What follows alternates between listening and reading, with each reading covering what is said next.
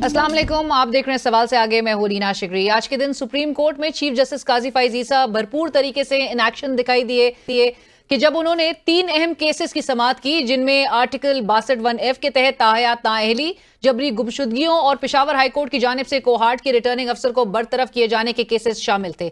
आज तरीन केस में आर्टिकल 62(1)F के तहत होने वाली नाअहली के ताहयात होने का आईनी सवाल चीफ जस्टिस काजी फैज ईसा की सरबराही में कायम 7 रुकनी बेंच के सामने उठा और इस हवाले से अहम अदालती रिमार्क सामने आए। समाअत के आगाज पर चीफ जस्टिस ने पूछा कि अटॉर्नी जनरल, आपका मौकिफ क्या है? इलेक्शन एक्ट चलना चाहिए या सुप्रीम कोर्ट के फैसले? इस पर अटॉर्नी जनरल ने कहा कि अदालत से दरख्वास्त है कि ताहयात नाअहली के फैसले का दोबारा जायजा ले, जबकि इलेक्शन एक्ट की तायीद करूंगा क्योंकि ये वफाक का बनाया गया कानून है। चीफ जस्टिस ने सवाल किया कि क्या इलेक्शन एक्ट की तरमीम को किसी ने चैलेंज किया? तमाम एडवोकेट जनरल्स अटॉर्नी जनरल के मौकिफ की तायीद करते हैं या मुखालफत? चीफ जस्टिस के पूछने पर तमाम एडवोकेट जनरल्स ने इलेक्शन एक्ट में तरमीम के अटॉर्नी जनरल के मौकिफ की तायीद की।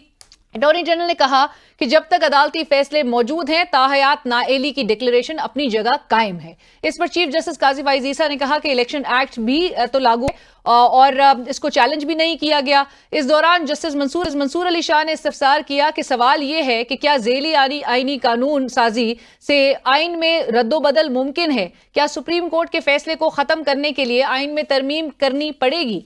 समाअत के दौरान एक मौके पर चीफ जस्टिस को जब यह बताया गया कि आर्टिकल 62(1)F ज़ियाउल हक दौर में लीगल फ्रेमवर्क ऑर्डर 1985 के जरिए आइन में मुतारिफ करवाया गया, तो चीफ जस्टिस ने रिमार्क्स दिए कि मैं एक आमिर के दौर में की गई तरमीम पर पार्लियामेंट के जरिए कानून साजी को तरजीह दूंगा। केस की मजीद समाअत 4 जनवरी तक मुलतवी कर दी गई है। चीफ जस्टिस काजी फैज ईसा केस में पेशावर हाई कोर्ट की जानिब से कोहार्ट के रिटर्निंग अफसर को बरतरफ करने के हुक्मनामे को मुअत्तल कर दिया। चीफ जस्टिस के रिमार्क्स थे कि लगता है कि कुछ हथकंडे इस्तेमाल हो रहे हैं ताकि इंतखाबात ना हो। आज का तीसरा अहम तरीन केस जबरी गुमशुदगियों से मुतालिक था, जिसकी समाअत के दौरान चीफ जस्टिस काजी फैज ईसा ने यह रिमार्क्स दिए कि लापता अफराद का केस संजीदा नौयत का है, इसे सियासी मकासद के लिए इस्तेमाल करने और अदालत का मजाक बनाने की इजाजत नहीं देंगे। दूसरी जानिब पाकिस्तान तहरीक इंसाफ के लिए बल्ले के इंतखाबी निशान को बचाने का कानूनी मिशन जारी है और अब भी इस हवाले से पाकिस्तान तहरीक इंसाफ के सर पर तलवार लटकती हुई दिखाई दे रही है। आज पेशावर हाई कोर्ट में सिंगल बेंच की जानिब से बल्ले का निशान पीटीआई को वापस दिए जाने के अहकामात के खिलाफ इलेक्शन कमीशन की नजरसानी अपील पर समाअत हुई, जिसके बाद फैसला महफूज कर लिया गया। तहरीक इंसाफ अब बल्ले के निशान के हवाले से अपने मौकिफ में फ्लेक्सिबिलिटी थोड़ा पैदा करती दिखाई दे रही है और दीगर ऑप्शंस की बात कर रही है, जिनका जिक्र आज पार्टी चेयरमैन बैरिस्टर गौहर साहब ने कुछ इन अल्फाज में किया। जो भी कॉमन सिंबल हमें दे, हम कंसिडर करके ले सकते हैं, चाहे वो बल्ला हो चाहे वो बल्ले के अलावा हो। अगर ये बल्ला फॉर वट एवर रीजन नहीं भी देते और अदलिया हमें कहती है कि हम आपको और निशान अलाट करते हैं, हम कॉमन सिंबल मांग रहे हैं। नून लीग की अगर बात की जाए तो टिकटों की तकसीम के मामले पर दूसरे रोज भी सलाह मशवरे जारी रहे और जराये के मुताबिक लाहौर के एन 121 से अयाज सादिक और शेख रोहेल असगर का मामला हल करने की कोशिश जारी है। जराये के मुताबिक NS 96 जड़ावाला में तलाल चौधरी और नवाब शेर वसीर का मामला भी हल तलब है। नारोवाल में एहसन इकबाल साहब की बात की जाए और दानियाल अजीज साहब का झगड़ा भी जारी है। एहसन इकबाल साहब ने दानियाल अजीज साहब के NA 75 के नीचे PP 54 में कागजात जमा करा दिए, जबकि PP 54 में दानियाल अजीज अपने नुमाइंदे को टिकट दिलवाना चाहते। सवाल से आगे में आज का हमारा फोकस ये रहेगा कि क्या सुप्रीम कोर्ट अब ताहयात नाअहली खत्म करने जा रही है? आर्टिकल 62(1)F के तहत नाअहली को अब इलेक्शन एक्ट तरमीम के तनाजुर में ही देखा जाएगा? क्या सुप्रीम कोर्ट इलेक्शन मामलात में हाई कोर्ट्स के फैसलों को मुस्तरद कर सकती है? लापता अफराद के मसले का हल सुप्रीम कोर्ट से निकल आएगा? पाकिस्तान तहरीक इंसाफ बल्ले का निशान छोड़ने पर तैयार हो गई है? और क्या नून लीग में टिकटों की तकसीम का मसला कितना शदीद हो गया?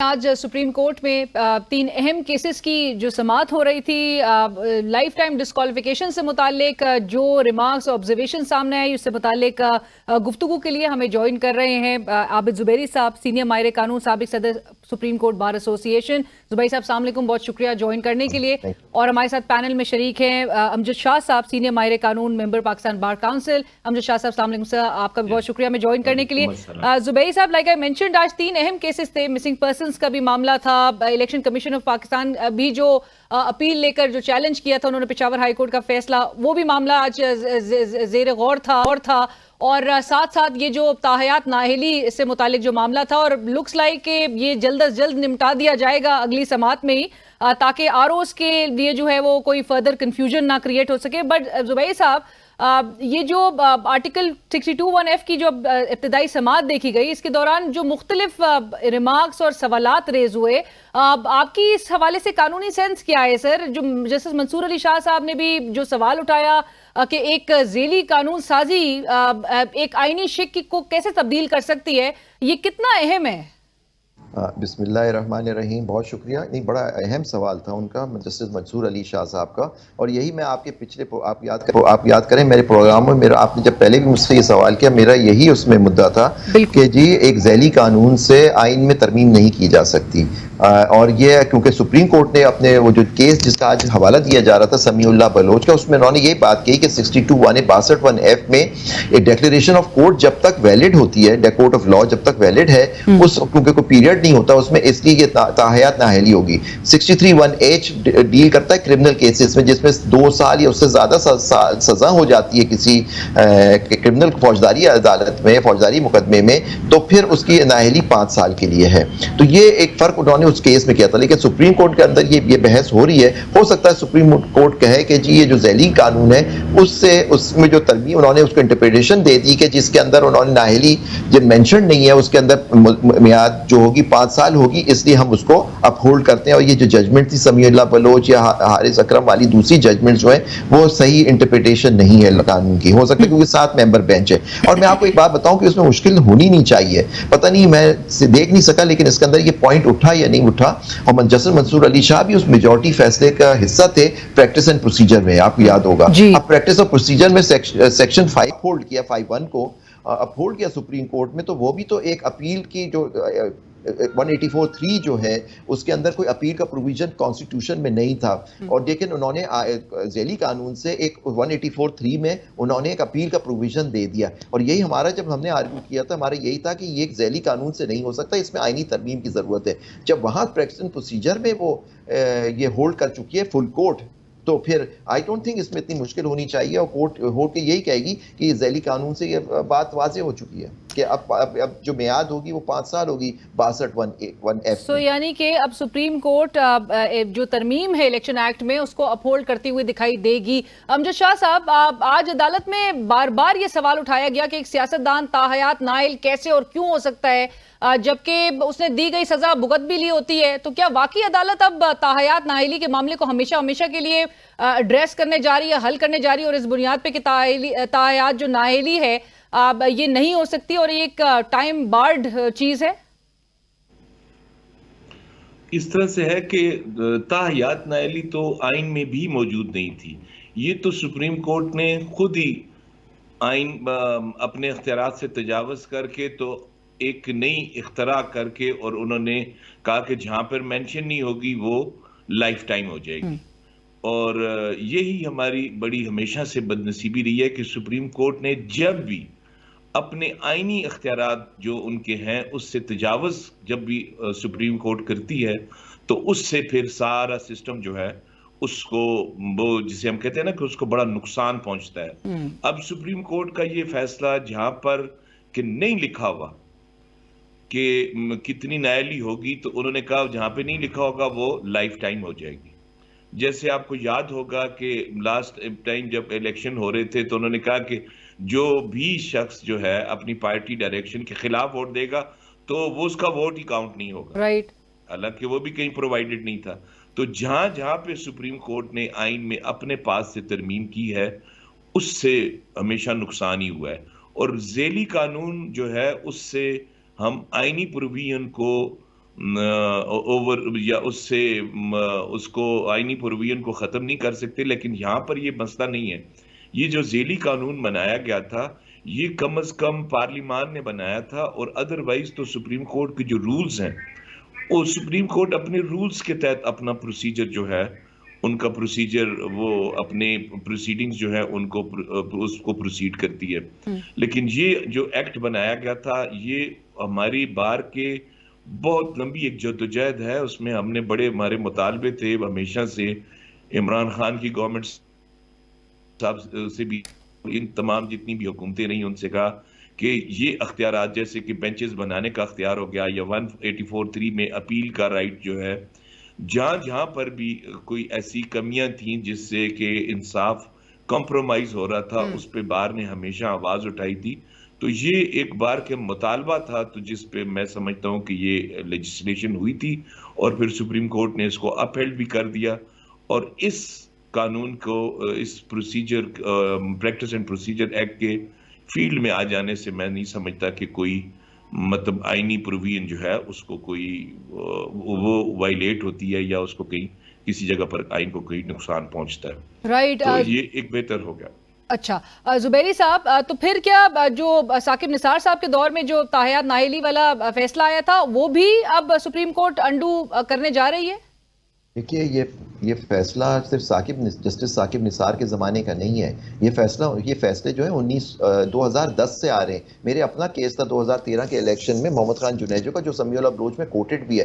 اس میں بھی وہ جعلی ڈگری کا ایشو تھا، اس میں بھی تاحیات نااہلی دی تھی. اور دیکھیں جو بات کی تھی سپریم کورٹ نے یہ نہیں کہا تھا کہ 62(1)(f) میں تاحیات نااہلی کی بات ہے. وہ یہ نہیں کہہ رہے تھے سپریم کورٹ. جو سمیع اللہ بلوچ اور باقی سب کیسوں میں انہوں نے کہا، کیونکہ یہ سول میٹرز ہوتے ہیں، یہ 62(1)(f) میں جو آ رہے ہوتے ہیں. کرمنل تو 63(1)(h) سے کور ہو رہا ہے، جس میں سزا بھی ہوتی ہے، آدمی کو جیل جانا پڑتا ہے. یہ سول میٹرز ہوتے ہیں، اس میں سزا جیل کا ایشو نہیں ہوتا. تو انہوں نے کہا یہ جیسے وہ ڈس آنیسٹی، چیٹنگ، جعلی ڈگریاں، یہ وہ سارے ایشوز تھے. تو انہوں نے کہا اس کے لیے، کیونکہ یہ جب تک انہوں نے بات یہ کی، انہوں نے کہا جب تک اس کیس میں ڈیکلریشن ہے کہ آدمی چیٹ ہے، آپ نے بےمانی کی ہے، تو اس کی نااہلی کیونکہ 62(1) میں تاحیات ہوگی، کیونکہ اس میں پیریڈ نہیں پرووائڈڈ ہے. ہاں اب یہ سپریم کورٹ اب یہ کہہ سکتی، کیونکہ اب دیکھیں جو 232 کی جو امینڈمنٹ کی گئی ہے الیکشن ایکٹ میں، اس میں لکھا ہوا ہے کہ 62(1)(f) میں جو پیریڈ دیا ہے وہ 5 سال ہوگا. تو میں سمجھتا ہوں کہ یہ ایک آئینی ترمیم کری ہے ذیلی قانون نے. اس وجہ سے ہم کہہ رہے ہیں کہ پارلیمنٹ کا یہ اختیار ہے آئینی ترمیم کرنا، کہ آئینی ترمیم سے اس کو کہہ دیں 60 جس میں ڈیکلیریشن ہے اس کی میعاد 5 سال ہوگی. لیکن ہو سکتا ہے سپریم کورٹ کہہ کے جو پچھلا جو کیس کے فیصلے تھے وہ صحیح نہیں ہے. اب ہمارے حساب سے 232 پریویل کرتا ہے، اور پریکٹس اینڈ پروسیجر ان کے سامنے ان کا اپنا. زیادہ تر جو ججز اس بینچ میں بیٹھے ہوئے، بلکہ سارے ججز جو اس بینچ میں بیٹھے ہیں وہ میجورٹی کا حصہ تھے، تو وہ کہہ سکتے ہیں کہ پارلیمنٹ کیونکہ آل پاورفل ہے، ہماری یہاں سپریم ہے، تو وہ اب جو لا بنائے گی وہ بائنڈنگ ہوگا. سر رائٹ.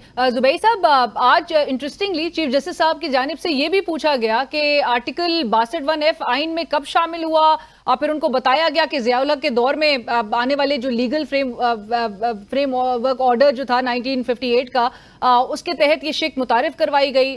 جب 1985 جی PO 14 تھا، پریزیڈنشل آرڈر 14. لیکن آپ دیکھیں ایک بڑی امپورٹنٹ بات میں آپ کو بتاتا چلوں. آج باتیں تو ہو رہی ہیں کہ ساری باتیں ہوئی عدالت میں اور سب کے کہ ضیاء الحق نے یہ کر دیا، ایوب خان صاحب نے یہ کر دیا، لیکن یہ جتنی شکیں جو تھی شامل کی گئیں، یہ سب اس پارلیمنٹ میں، جس کو ہم کچھ نہیں کہہ سکتے اب، وہ انہوں نے ہی ان کو ویلیڈیٹ کیا. وہ ساری شکیں موجود ہیں آئین کے اندر، 269 سے لے کے 270 AAA. تو یہ انہوں نے کی، چلیں انہوں نے مجبوراً کر دی، چلیں اچھا ہو گیا. لیکن 18ویں ترمیم جب آئی ہے اس وقت تو کوئی مجبوری نہیں تھی.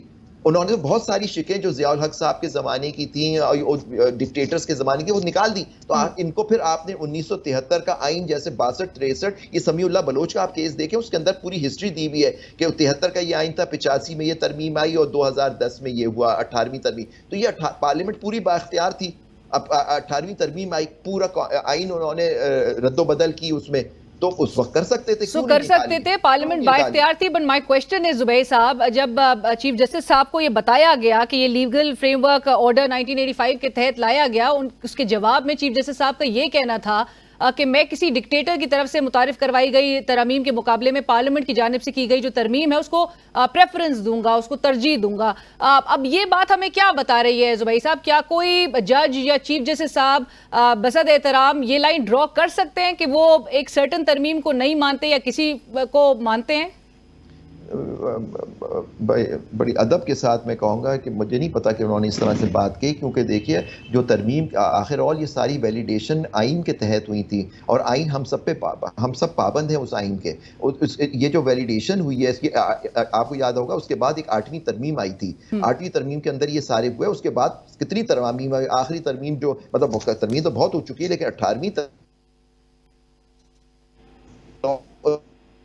تو اب یہ نہیں کہہ سکتے کہ یہ مرحوم ضیاء الحق صاحب کے زمانے میں یہ آئینی ترمیم، بالکل صحیح بات کہہ رہے ہیں، لیکن پارلیمنٹ کے پاس پورا اختیار تھا 2010 میں کہ آئین کو اپنی اصلی شکل میں وہ کر دیتے اور 63 جیسے 1973 کے آئین میں تھے اس طرح سے ان کو ریسٹور کر دیتے، لیکن نہیں کیا انہوں نے. تو اب ہم یہ تھوڑی کہہ سکتے ہیں کہ وہ ضیاء الحق صاحب نے جو ترامیم کی تھی. اب تو ہم ترمیم 18ویں ترمیم کو دیکھیں گے، اور 18ویں ترمیم کو اس عدالت نے اپ ہولڈ کیا 18ویں اور 19ویں ترمیم کو ججمنٹس میں.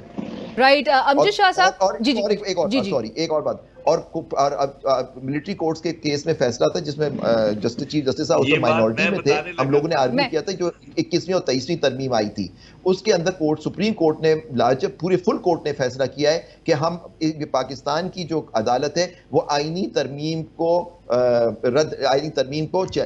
سیٹ اسائڈ نہیں کر سکتی. رائٹ امجد شاہ صاحب میرے خیال سے غالباً آپ بھی یہ پوائنٹ ایڈ کرنا چاہتے. جی سر. میں یہ کرنا چاہ رہا تھا، ہمارے چیف جسٹس صاحب ہمارے لیے بہت محترم ہے، وہ یہ کہہ تو ضرور رہے تھے کہ ایک ڈکٹیٹر کے جو قانون ہے یا جو انہوں نے بنائے تھے وہ نہیں ہونے چاہیے.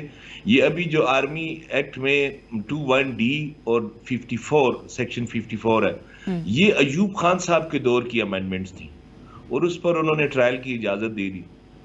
تو ہونا تو یہ چاہیے کہ ایک ہی ویو ہونا چاہیے کہ جہاں پر بھی چاہے ایوب خان صاحب ہو، چاہے ضیاء الحق صاحب ہو، چاہے جو بھی ڈکٹیٹر تھا، اس کا جو بھی ایکٹ ہے جہاں پر عام مطلب جو انسانی حقوق کا معاملہ ہو یا شہریوں کے حقوق کے اور آئینی جو حقوق ہیں شہریوں کے ان کے حوالے سے بات ہو، تو پھر ایک ہی ویو ہونا چاہیے ساری جگہوں پہ.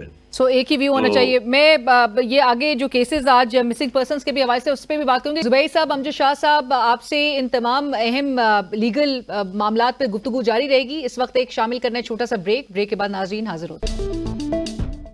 ناظرین بریک کے بعد خوش آمدید. ہمارے ساتھ گفتگو میں شامل ہیں عابد زبیری صاحب اور سید امجد شاہ صاحب، اور گفتگو کے سلسلے کو آگے بڑھاتے ہیں. امجد شاہ صاحب، آج اٹارنی جنرل کا یہ موقف جو تھا کہ تاحیات نااہلی کا عدالتی فیصلہ موجود رہنے تک یہ سزا بھی برقرار رہے گی، کیا اس طرف اشارہ یہ کر رہا ہے کہ اب سپریم کورٹ کو نواز شریف صاحب اور جہانگیر ترین صاحب کے کیسز میں دیے گئے جو تاحیات نااہلی کے فیصلے ہیں اس کو بھی ریورس کرنا پڑے گا، اور اس صورت میں ایک ہی سپریم کورٹ ایک ہی ایشو پر کیا مطلب کہ متضاد جو ہے وہ فیصلے جاری نہیں کر رہی ہوگی؟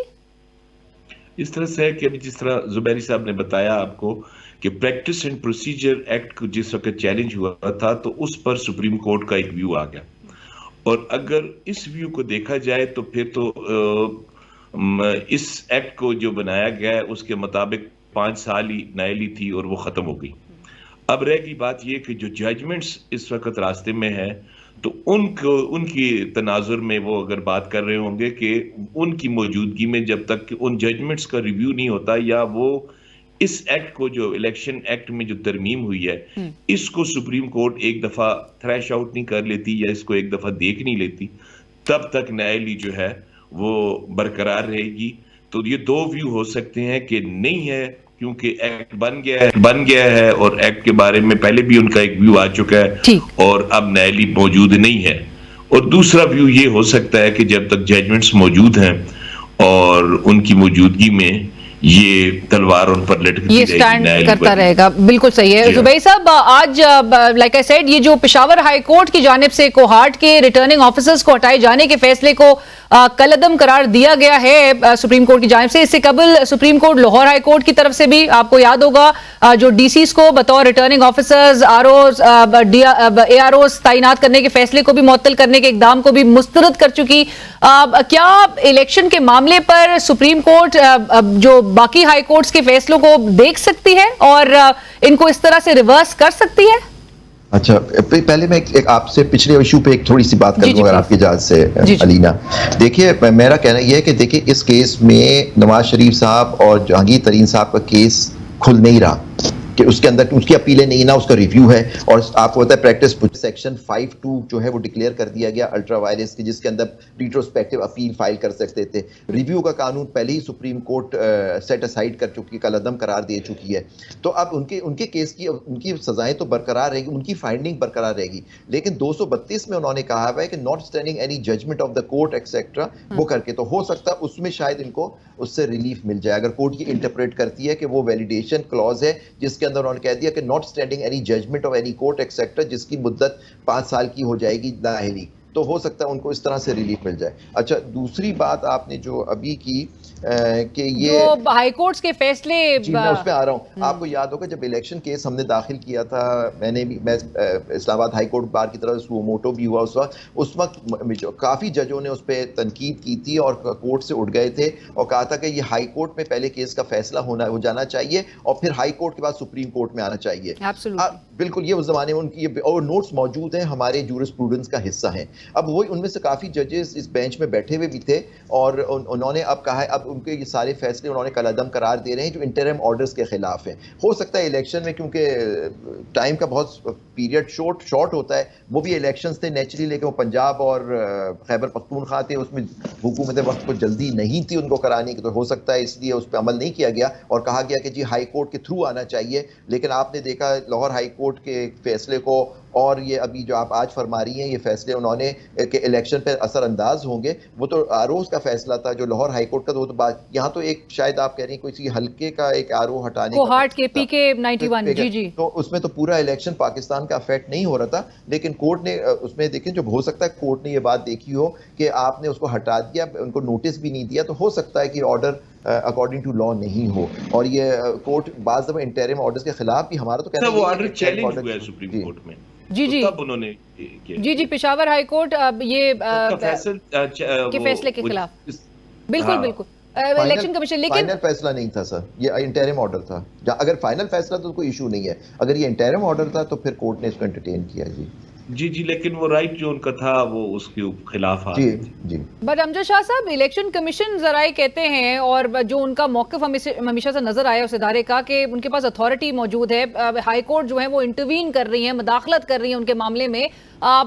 ہائی کورٹس کر سکتی ہیں مطلب انیشل سٹیج پہ ابتدائی فیز میں الیکشن کمیشن آف پاکستان کے معاملات میں اس طرح سے یا اس کو متعلقہ ہائی کورٹس کی جانب سے یہ ان کا جو ہے ان کے اقدامات چیلنج کیے جا سکتے ہیں؟ جی آرٹیکل 199 کے تحت ہائی کورٹ کی جورسڈکشن ہے کہ جو بھی سرکاری ادارے یا حکومتی ادارے ہیں جب وہ آئین اور قانون کی وائلیشن کر رہے ہوں تو اس جگہ پر ہائی کورٹ انٹرفیئر کر سکتی ہے اور اسے ان کے آرڈر کو قانون کے مطابق انہیں کام کرنے کے لیے کہہ سکتی ہے. یہ ہائی کورٹ کا اختیار ہے.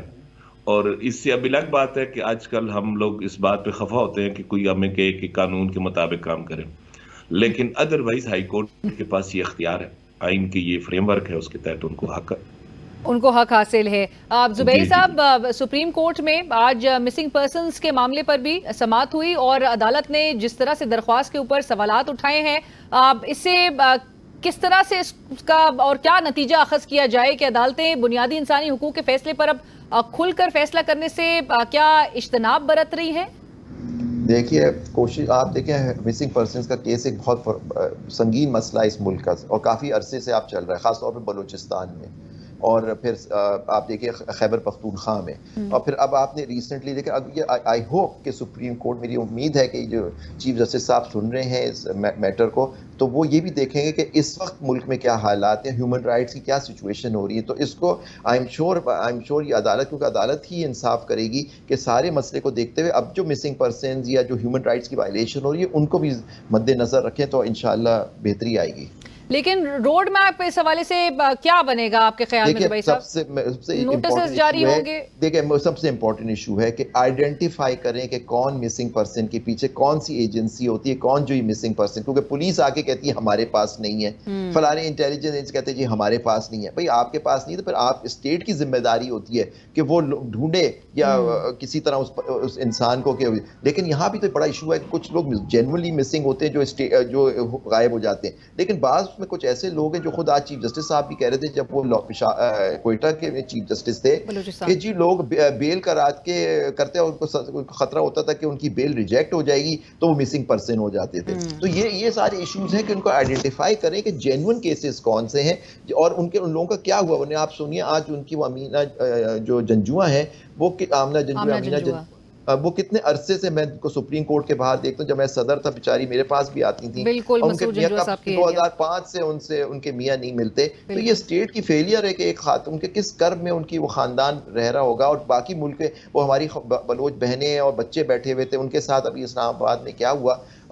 تو یہ سب چیزیں دیکھیں، اس میں ازالہ کریں، ورنہ یہی لوگ ہوں کہ ان سے نفرتیں پھیلتی جائیں گی. اس وقت آپ کو ہیلنگ کرنی ہے، آپ کو مرہم رکھنا ہے لوگوں کے سچویشن میں. ہیومن رائٹس کو دیکھیں، میری درخواست ہے سپریم کورٹ سے کہ دیکھیں کہ اس وقت اس ملک میں کون ہو رہا ہے. پچھلے لوگوں نے جو کچھ کیا، ضیاء الحق صاحب نے کیا، ایوب خان نے کیا، مشرف صاحب نے کیا، وہ سب ہوگا، وہ ضرور ہوگا. لیکن آج کل کے حالات میں بھی کریں کہ ہم لوگ آج میں زندہ ہیں، جو وہ لوگ تو پچھلے گزر گئے. بالکل. اور زبیر صاحب آج چیف جسٹس صاحب یہ کہہ بھی رہے تھے کہ یہ جو ہے یہ مسئلہ جو ہے وہ ہم سب کو مل کر حل کرنا ہے اور ذمہ داری قبول بھی کرتے ہوئے اس پہ سیاست نہیں کرنی ہے، سیاسی مسئلے کو نہیں بنانا ہے. پر امجد شاہ صاحب آج جو درخواست گزار کے وکیل شعیب شاہین صاحب انہوں نے جو نمبرز کوٹ کیے ہیں، جو لاپتہ افراد کے نمبرز ہیں وہ 2200 بتا رہے ہیں. پرہیپس اس سے کہیں زیادہ بھی فگرز ضرور ہو سکتے ہیں اور یہ ایک تشویشناک صورتحال ہے. لیکن ایسے میں امجد شاہ صاحب سپریم کورٹ اگر ریلیف دینے میں بسد احترام اگر نہیں دے پایا تو پھر عوام جو ہے، قوم جو ہے، وہ کس فورم کی طرف دیکھے؟ دیکھیں پھر اس کے علاوہ تو اور کوئی فورم بھی نہیں ہے، سپریم کورٹ ہی ہے. اور جسٹس یہ تھے جی خواجہ، ابھی میرے ذہن میں سے نام نکل گیا، ان کی ججمنٹ ہے، سپریم کورٹ کی ججمنٹس ہیں جس میں انہوں نے اسپیسیفکلی جواد ایس خواجہ صاحب کا ان کی ججمنٹ ہے جس میں اسپیسیفکلی جو اعداد و شمار ان کے سامنے لائے گئے تھے، انہوں نے نام لکھ کے لوگوں کا کہ ان کو آپ ریلیز کریں. تو وہ سپریم کورٹ کی ججمنٹ پہ بھی فیصلہ نہیں ہوا. پھر ایسا بھی ہوا کہ جن لوگوں نے لوگوں کو اٹھایا تھا، وہ جو سرکاری ملازمین تھے، تقریباً 154 کے قریب وہ لسٹ ہے، جن کے خلاف کورٹ کا آرڈر ہے کہ ان لوگوں کے خلاف ڈسپلنری پروسیڈنگز کی جائے. ان کے خلاف بھی کوئی کارروائی نہیں ہوئی. سپریم کورٹ تک کے جو فیصلے ہیں وہ مسنگ پرسن والے کیسز میں آج تک امپلیمنٹ نہیں ہوئے. اور پھر ایک دفعہ تو ایسا ہوا کہ سپریم کورٹ نے ایکویٹل کا آرڈر جو ہے وہ سسپینڈ کر دیا. تو اب یہ مسئلہ بہت سنگین ہے اور یہ ہمارے ملک کی، جسے ہم کہتے ہیں کہ بنیادوں کو ہلا رہا ہے. اگر ہماری عدالتیں اور ہم لوگوں نے آواز نہ اٹھائی اس پر، اور اسی طرح لوگوں کو اٹھایا جاتا رہا اور غائب کیا جاتا رہا، تو یہ نفرت جو ہے اس ملک کی تباہی کا باعث بن جائے گی. تو ہم سب کو آواز بھی اٹھانی چاہیے اور عدالتوں پر بہت بڑی ذمہ داری ہے. اور ابھی اس وقت سپریم کورٹ نے یہ کیس لے لیا ہے، تو میں سمجھتا ہوں کہ یہ فائز عیسیٰ صاحب پر بھی بہت بڑی رسپانسبلٹی ہے اور سپریم کورٹ پر کہ کم از کم وہ اپنے آپ کو بری ذمہ کریں، ایک ایسی ججمنٹ دیں جس کی بنیاد پہ اس مسئلے کو فار ایور حل ہو جائے. اور اگر نہ بھی کرے، اگر کوئی ادارے اس کو یا حکومتیں اس کو امپلیمنٹ نہ بھی کریں اس ججمنٹ کو، پھر بھی ان کو ایک ججمنٹ دینی چاہیے اور کم از کم یہ بری ذمہ ہو جائیں. پھر وہ لوگ جانے اور ان کے کام جانے. لیکن یہ معاملہ جو ہے یہ بڑا سنگین ہے، اس مسئلے کو بڑی سنجیدگی سے لینا چاہیے سب لوگوں. اس مسئلے کو سنجیدگی سے لینے کی ضرورت ہے اور سب کو اس کے حل کے لیے مل کر آگے بڑھنا ہے. تھینک یو سو مچ، بہت شکریہ امجد شاہ صاحب، زبیر صاحب، بہت شکریہ میں جوائن کرنے کے لیے. اور ناظرین، لاپتہ افراد کا مسئلہ اور یہ معاملہ یقیناً جس طرح سے امجد شاہ صاحب بھی کہہ رہے تھے کہ ملک کی جو بنیادیں ہیں اس کو ہلا رہا ہے، اس کو سنجیدگی سے لیتے ہوئے اس کا ازالہ ہونا ضروری ہے، اس کا حل تلاش ہونا ضروری ہے. زبیری صاحب نے بھی مینشن کیا جس حد تک نمبرز کوٹ کیے جا رہے ہیں، جتنے افراد مسنگ ہیں، زبیر صاحب آمنہ جنجوعہ صاحبہ کی بھی مثال دے رہے تھے. یہ میرے خیال سے عدالت عظمیٰ کی طرف ہی سب کی نظریں ہیں اور امید بھی کرتے ہیں کہ chief justice of Pakistan justice قاضی فائز عیسیٰ صاحب اس کا حل ضرور یقیناً نکالیں گے. اور اگین سب کو، تمام کو مل کر ذمہ داری قبول کرتے ہوئے، اور جس طرح چیف جسٹس آف پاکستان کہتے ہیں کہ اس معاملے پر، اس مسئلے پر सियासत नहीं करनी है, इसको सियासत की बीट नहीं चढ़ाना है, इसको हल की तरफ लेकर जाना है। सो उम्मीद यही की जा रही है। एक ब्रेक शामिल करेंगे, ब्रेक के बाद हाजिर होते हैं। और नाज़रीन, अब हम बात करेंगे जो पाकिस्तान तहरीक इंसाफ को उनके इंतखाबी सिंबल से मुतालिक चैलेंजेस का सामना है। और आज बैरिस्टर गौहर साहब जो कि पार्टी के चेयरमैन हैं, वो ये तक कह रहे हैं कि अगर बल्ले का निशान ना मिला तो कोई कॉमन निशान पर इलेक्शन लड़ेंगे, लेकिन फील्ड नहीं छोड़ी जाएगी खाली दीगर जमातों के लिए। साथ साथ दूसरी तरफ नून लीग को जो टिकटों की तकसीम से मुतालिक चैलेंजेस हैं, अगरचे कि वो एक कानूनी बैटल पाकिस्तान तहरीक इंसाफ की तरह नहीं फेस कर रहे, लेकिन जो टिकटों की तकसीम का मामला है और जो मसला है वो किधर फंसा हुआ है और क्यों नहीं। आज दूसरा दिन था इजलास का नून लीग के, लेकिन इसमें कोई नज़र नहीं आ रहा कि कोई पेशरफ्त दिखाई दे। और ख़बरें गर्म हैं कि सीट्स पे डिफरेंट सिटीज़ में जो अहम कॉन्टेस्ट होने हैं जहां से वहां पर मसले अपने जगह बरकरार हैं। इस हवाले से गुफ्तगू करेंगे। हमें ज्वाइन कर रहे हैं सीनियर माहिर कानून अहमद अवैस साहब, सीनियर रहनुमा पाकिस्तान तहरीक इंसाफ के। अहमद साहब अस्सलाम वालेकुम, बहुत शुक्रिया ज्वाइन करने के लिए। और हमारे साथ प्रोग्राम में शरीक है सीनियर रहनुमा पाकिस्तान मुस्लिम लीग नवाज सेनेटर असद अशरफ साहब। सेनेटर साहब अस्सलाम वालेकुम, बहुत शुक्रिया हमें ज्वाइन करने के लिए सर। अहमद अवैस साहब, गुफ्तगू का आगाज आपसे सर। आज आपकी पार्टी के चेयरमैन कह रहे हैं गौहर खान साहब कि चाहे हमारा मुकाबला अंडर 19 टीम से भी हमें लड़ना पड़े, हमने ग्राउंड किसी सूरत भी खुला नहीं छोड़ना है और हम कॉन्टेस्ट करेंगे, किसी सूरत भी बॉयकॉट नहीं करेंगे इलेक्शन के। और यहां तक भी बात उन्होंने कह दी कि अगर बल्ले का निशान हमें नहीं मिला तो किसी भी कॉमन निशान पे हम इलेक्शन लड़ेंगे। तो सर ये बात अब तय हो गई और पाकिस्तान तहरीक इंसाफ अब रजामंद है कि जो इंतखाबी निशान के लिए आप चैलेंजेस फेस कर रहे थे, अब आप उससे पीछे हटने को भी तैयार है? बिस्मिल्लाह। देखिए, बात यह है कि उन्होंने एक बड़ी असूली बात की है। जो कुछ पाकिस्तान में हो रहा है वो by hook and by crook PTI को इलेक्शन से अलग रखना चाह रहे हैं। कैंडिडेट्स को तंग कर रहे हैं, हरासा कर रहे हैं, उनके नॉमिनेशन पेपर फाड़ रहे हैं, उनको डिस्क्वालीफाई कर रहे हैं फॉर नथिंग, उनके डॉक्यूमेंट्स कागज जो हैं उनके रिजेक्ट कर रहे हैं किसी न किसी तरीके से, कि किसी तरीके से ये पार्टिसिपेट ना कर सकें, ताकि इनके होते हुए उनको किसी सूरत कोई शक्ल नजर नहीं आती कि वो इंतखाब जो है वो नून लीग या किसी और को जिता सकेंगे। कितना रिगिंग कर लें, कितना रिगिंग का प्लान इन्होंने बनाया हुआ है। लेकिन आप देखिए दूसरी तरफ अगर आप गौर कर लें तो नवाज शरीफ के हलकों में उनके वहां पे जो एंजाइटी है इस वक्त, वो एंजाइटी ये है कि ना तो वो किसी अपने लाहौर के किसी हलके में जाके इलेक्शन कैंपेन कर सकते हैं ओपनली, लोग बड़ी बुरी तरह उनको आगे से उसका रद्द-ए-अमल देते हैं।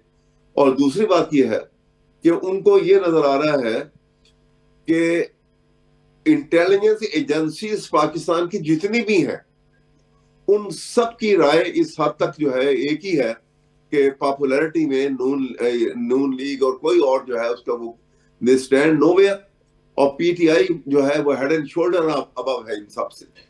ये एक सबसे बड़ा खतरा जो इन सब के सर पे मंडला रहा है एक तलवार की तरह, और उसी लिए वो ये कोशिश कर रहे हैं, वो ओछे हथकंडों पे आ गए हैं, गिरफ्तारियां करते हैं, तंग करते हैं। बट अहमद साहब ये तो आप फेस कर ही रहे थे ना, अब ये ओवर द मंथ। इसी वजह से चेयरमैन ने ये कहा है कि हम किसी सूरत बाइकआउट नहीं करेंगे।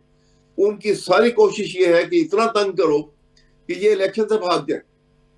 We are determined. और इलेक्शन सिंबल से भी विड्रॉ करने को आप तैयार हैं? अगर छिन गया बल्ले का निशान तो उस पर भी रजामंद है? जी, अगर कोई खुदा ना खास्ता हो तो हम पूरी एक लीगल बैटल जो है उसको हम आखिरी दम तक, आखिरी हद तक लड़ेंगे। लेकिन अगर कहीं पर भी जो सुनवाई नहीं होती और ये एक गलत तरीके से हम पे ये मुसलत किया जाता है एक गैर कानूनी ऑर्डर, तो इवन देन हम एक किसी कंसेंसस बिल्ड करके हम इलेक्शन से भागेंगे नहीं, इलेक्शन लड़ेंगे। इलेक्शन लड़ेंगे। सेनेटर साहब, अहमद अवैस साहब कह रहे थे कि एंग्जाइटी है आपके जमात के विद इन द रैंक्स और हलकों में भी।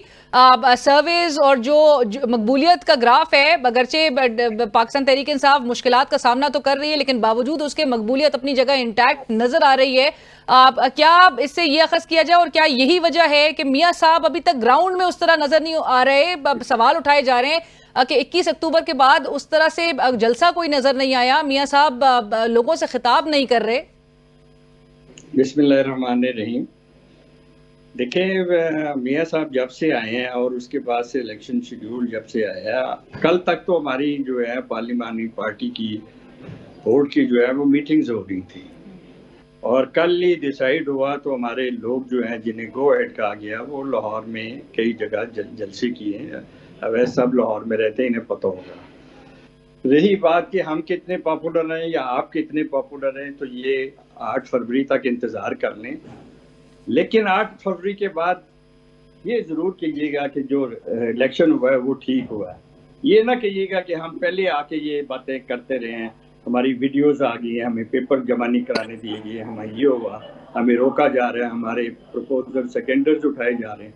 तो बाबा, इलेक्शन में जाने के लिए कैंडिडेट के लिए कुछ रिक्वायरमेंट्स होती हैं जो इलेक्शन कमीशन के थ्रू, आरओ के थ्रू जो है वो पेपर एक्सेप्ट और रिजेक्ट होते हैं। अभी इन मराहिल पे आए नहीं कि आप लोग हायर कोर्ट्स में अपनी प्ली लेके जाते हैं, रोना धोना। पहले यहाँ से तो फारिग हो लें। अगर मैं डिफॉल्टर हूँ तो मुझे कैसे वो अलाउ कर सकते हैं, मेरे पेपर रिजेक्ट नहीं करेंगे। अगर कुछ चीज़ें मैंने मिस डिक्लेरेशन की है तो वो कैसे मुझे इलेक्शन लड़ने के लिए दे दे। अगर मैं लोन डिफॉल्टर हूँ तो मुझे कैसे वो दे सकती है। अगर मेरे पे कोई दहशतगर्दी या कोई और मुकदमात है हीनियस क्राइम के, तो क्या वो मुझे इलेक्शन लड़ने देंगे, मेरे पेपर क्लियर करेंगे? इसके अलावा इतना शोर मचाया गया पिछले हफ्ते के लिए हमें पेपर जमा नहीं कराए जाने दे जा रहा, लेकिन लोगों ने देखा कि 12 घंटे के अंदर ही फिर ये भी ट्रेंड चला दिया कि जी हमसे ज़्यादा तो पॉपुलर ही कोई नहीं है। हमारे तो हमने रिकॉर्ड बना लिया पाकिस्तान की सियासी तारीख में कि हमारे रिकॉर्ड कैंडिडेट जो हैं वो कागज जमा कराएं। सेनेटर साहब, गुज़िश्ता रोज चौधरी मंजूर साहब भी हमारे प्रोग्राम में थे, साथ में पाकिस्तान तहरीक इंसाफ के झगड़ा साहब भी कह रहे थे, और दोनों का जो कहना ये था कि नॉमिनेशन पेपर्स की रिजेक्शन में ऐसे ऐसे एतराज़ात उठाए जा रहे हैं जो कि 2013 में इनकम टैक्स ना देने पर, कहते हैं 2018 में हमने कॉन्टेस्ट किया है तब कोई सवाल नहीं रेज हुआ, लेकिन टेक्निकल ओमिशंस, मतलब ऐसे ऐसे एतराज़ात लगाए गए जिसकी बेसिस पे और स्क्रूटनी के अमल में क्लियर कर दिया गया, लास्ट डे उनको रिजेक्ट उनके पेपर्स कर दिए गए। तो ये एक सवाल आप नहीं समझते कि मतलब है कि वैलिड इनकी तरफ से भी रीजंस हैं, और ये सिर्फ पीटीआई नहीं कह रही, पाकिस्तान पीपल्स पार्टी भी कह रही है, पीपल्स पार्टी भी कह रही है और भी कह रहे होंगे, ये बिल्कुल दुरुस्त बात है। लेकिन देखें कि 2018 में जब हमें सेनेट की टिकट दी सेनेटर्स को, तो मियां नवाज शरीफ के साइन से टाइगर के निशान पे हमने इलेक्शन कमीशन में जमा कराया। इलेक्शन से 2 दिन पहले साकिब निसार साहब ने हम सबको आज़ाद कर दिया। आज तक हम आज़ाद हैं। क्या किसी ने कोई आवाज़ उठाई? मेरे अपने नॉमिनेशन पेपर में एक लैंड क्रूजर उस वक्त 80 लाख की थी, 1 ज़ीरो ज़्यादा लग गया, 8 करोड़ हो गया।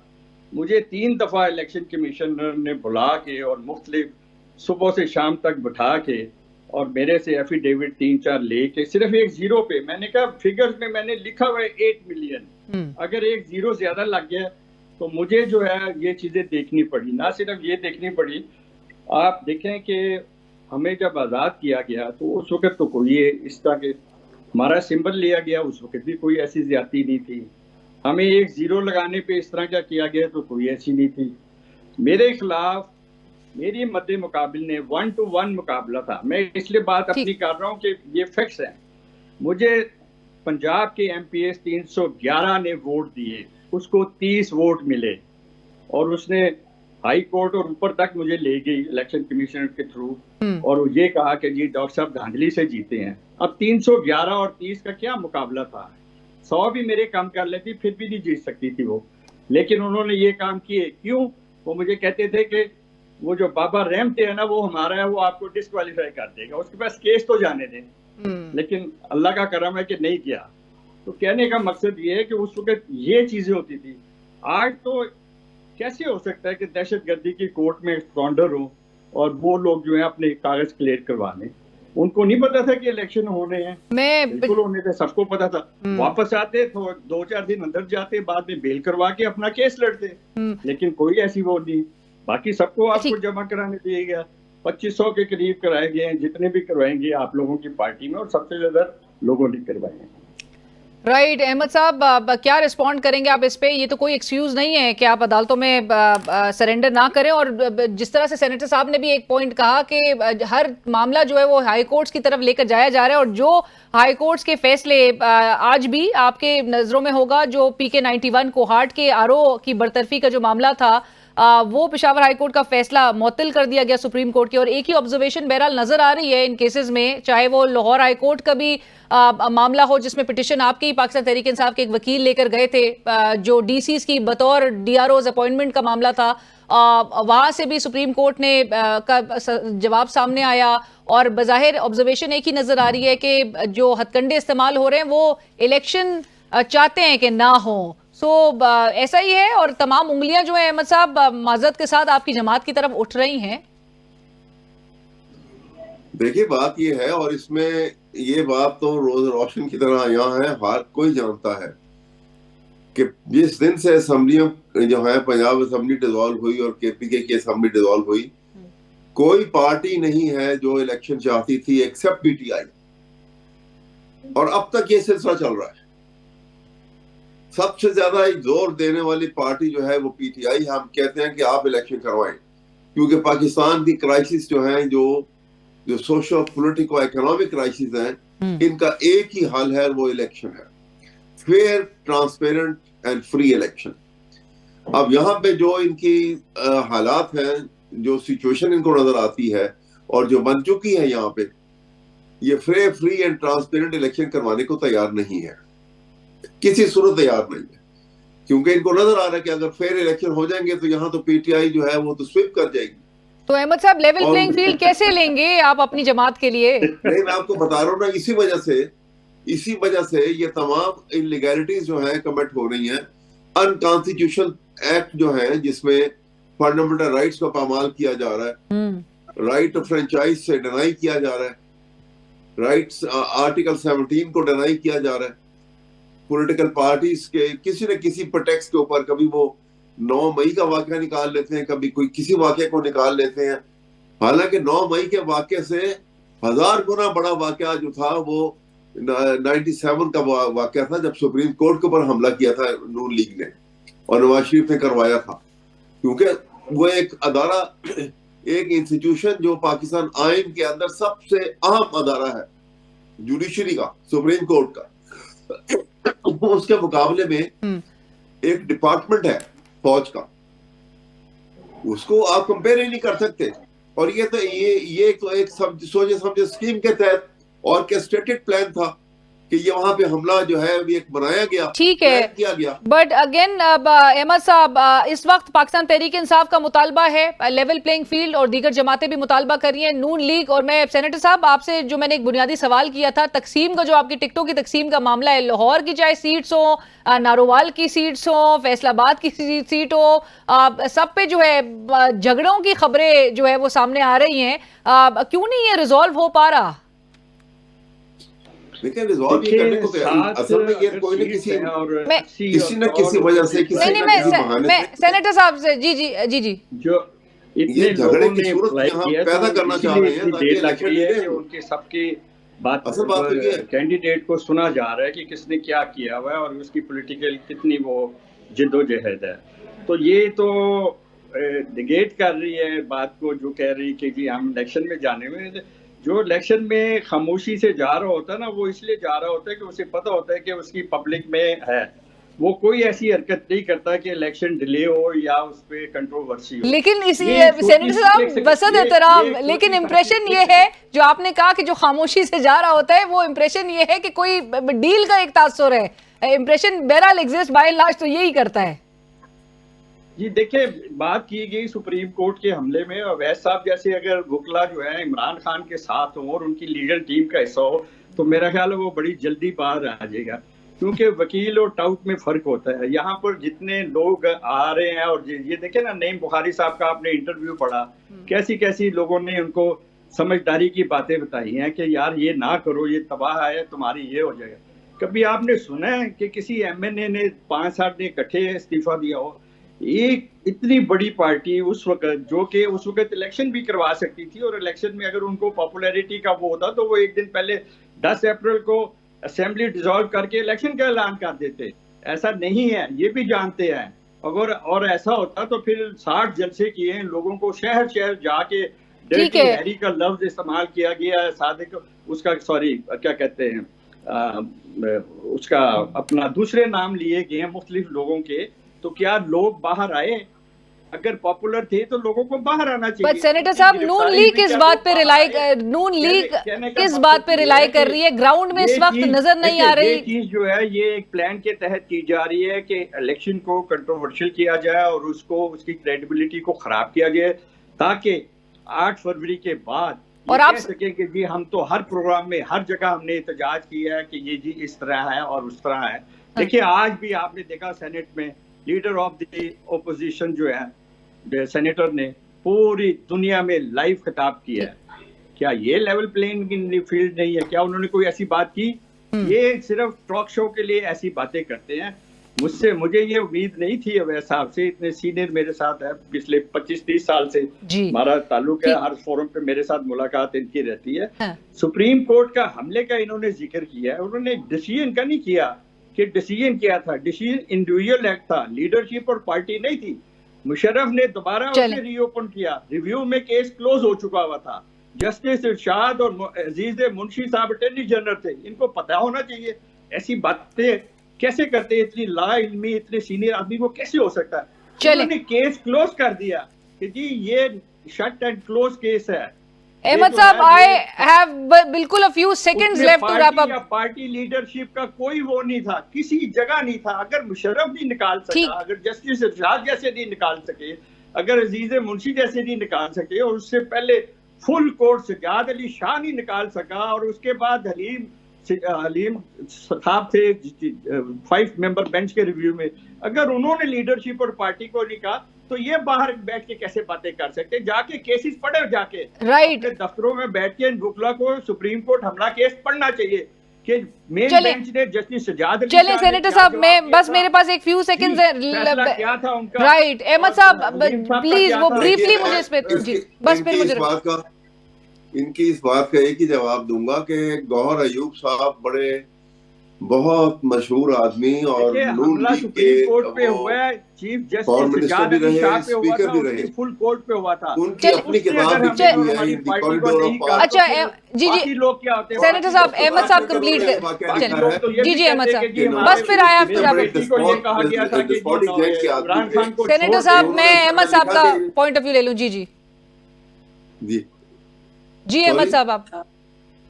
میں یہ کہہ رہا ہوں کہ اس کے اندر انہوں نے کتاب میں لکھا انہوں نے کہ نواز شریف نے گوہر ایوب کو یہ کہا کہ مجھے کوئی ایسا راستہ بتاؤ گوہر کہ میں ایک رات کے لیے chief justice supreme court Sajjad Ali Shah کو جیل میں بند کر دوں.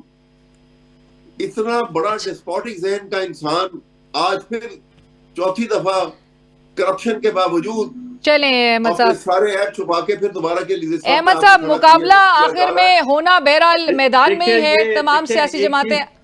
سینیٹر صاحب unfortunately I run out of time. میں انشاءاللہ ضرور آپ دونوں کو دوبارہ دعوت دوں گی پروگرام میں، but unfortunately we have to wrap up. اور thank you for joining us. Senator Asad Ashraf صاحب سینئر رہنما پاکستان مسلم لیگ نواز، ان کی گفتگو سن رہے تھے آپ، اور سینئر رہنما پاکستان تحریک انصاف سینئر ماہر قانون احمد اویس صاحب ہمارے ساتھ پروگرام میں شریک تھے. احمد اویس صاحب کی بھی گفتگو سے کلیئرلی نظر آ رہا ہے کہ پاکستان تحریک انصاف گراؤنڈ چھوڑنے کے لیے کسی صورت تیار نہیں ہے. ود اور وداؤٹ الیکشن سمبل جو کہ ان کا بیٹ سمبل ہے، بلے کا نشان ہے، اس کے بغیر یا اس کے ساتھ وہ الیکشن میں ڈٹ کے مقابلہ کریں گے. اور جس طرح سے آج ان کے پارٹی چیئرمین نے کہا کہ انڈر 19 کی ٹیم سے بھی اگر لڑنا پڑے تو ان کو کھلا گراؤنڈ نہیں دیا جائے گا. ویراز پاکستان مسلم لیگ نواز وہ بھی کانفیڈنٹ ہے، انہوں نے کہا اگرچہ خاموشی کے ساتھ ہی وہ الیکشنز میں جائیں گے اور مقابلہ کریں گے. کانفیڈنٹ ضرور نظر آ رہی ہے پاکستان مسلم لیگ نواز. پروگرام کی ٹیم علینا شکری کو اجازت دیجیے. اللہ حافظ.